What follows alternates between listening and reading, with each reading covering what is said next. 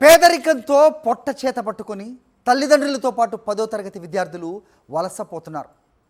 చదువుకోవాలనే ఆశ ఉన్నప్పటికీ పేదరికం వాళ్లకు శాపంగా మారింది.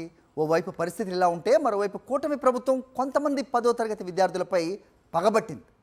సరిగ్గా 10th ఎగ్జామ్స్ జరుగుతున్న టైంలో ఇళ్లు కూల్చేసి విద్యుత్ సరఫరా ఆపేసింది. వీధి దీపాలనే నమ్ముకుని పరీక్షలకు సిద్ధమవుతున్న ఆ చిన్నారుల కష్టాలపై సాక్షి టీవీ గ్రౌండ్ రిపోర్ట్. అధికారులకు మా నమస్కారములు. మేము ఆకివీడు గుంటూరు సెంటర్ బాబు జగజ్జీవన్ రావు కాలనీ. మేము ఇప్పుడు 10th క్లాస్ పబ్లిక్ చదువుతున్నాము. ఇవిగోండి మా హాల్ టికెట్లు. చేతులు జోడించి చదువుకుంటామంటూ అర్థిస్తున్న వీరంతా పశ్చిమ గోదావరి జిల్లా ఉండి నియోజకవర్గం ఆకివీడు గుమ్ములూరు సెంటర్ సమీపంలోని బాబు జగజ్జీవన్ రావు కాలనీలో ఉంటున్న పిల్లలు. వీళ్ల తల్లిదండ్రులు 40 ఏళ్లుగా తాత్కాలికంగా గుడిసెలు వేసుకుని ఇక్కడ జీవనం సాగిస్తున్నారు. పోరంబోకు స్థలాలంటూ కూటమి నేతల ఆదేశాలతో వీరిపై అధికారులు కన్నెర్ర చేశారు.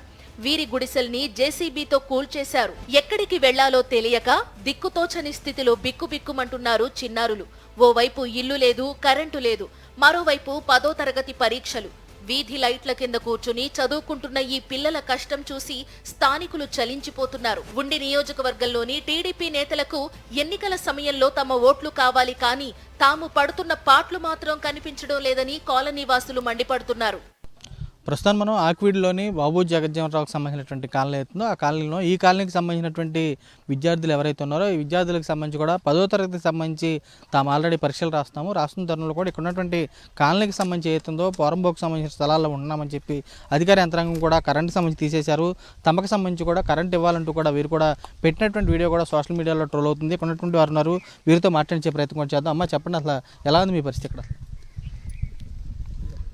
గత నవంబర్ నెలలో ఇల్లు తీసేశారండి మాకు ఇక్కడ. మేము అధికారుల దగ్గరికి వెళ్ళి చాలా బతిమలాడుకున్నామండి. బతిమలాడినా వాళ్ళు ఎవ్వరూ స్పందించలేదండి. స్పందించపోయేసరికి అప్పటికప్పుడు వచ్చి ఇల్లు పీకేతం జరిగిందండి. ఎవరికి తోసిన కాడికి వెళ్ళాం, కానీ మేము ఏ పూట కష్టపడుకుంటేనే కానీ గడవని రోజులండి మావి.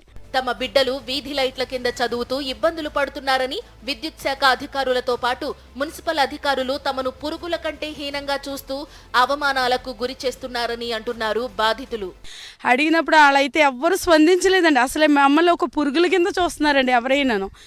అందుకు దయించి మీరు మాకు కరెంట్ ఇప్పించాలని, మా పిల్లలు చదువులు కూడా ఇప్పుడు వరకు కష్టపడి ఎంతో చదివించుకుందాం. 10th వరకు వచ్చారండి పిల్లలు.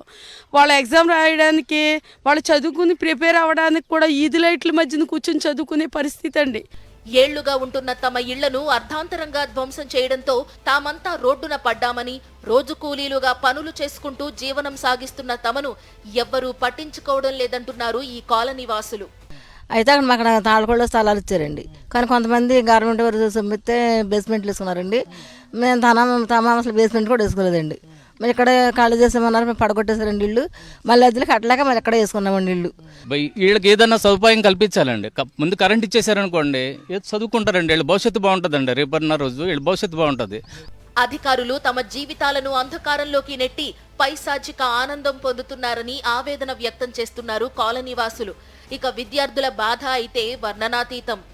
చాలా ఇబ్బందిగా ఉంటుంది.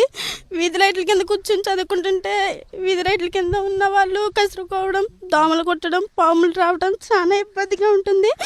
మా తల్లిదండ్రులు కష్టపడి చదివించి అధికారుల దగ్గరికి వెళ్ళి కరెంట్ అడిగినా ఇవ్వనంటున్నారు. మాకు కరెంటు దయచేసి అధికారులు కరెంట్ ఇప్పిస్తారని కోరుకుంటున్నాము. మా తల్లిదండ్రులు వారి కష్టాన్ని చూసి పిల్లలకి ఒక జాబులు రావాలని వారికి ఉంటుంది కదా ఆశగా, వాళ్ళ ఆశని తీర్చుతారని మాకు కరెంట్ ఇప్పించి మా ఇల్లులన్నీ స్టాండర్డ్ అవడానికి సహాయం చేస్తారని కోరుకుంటున్నాము.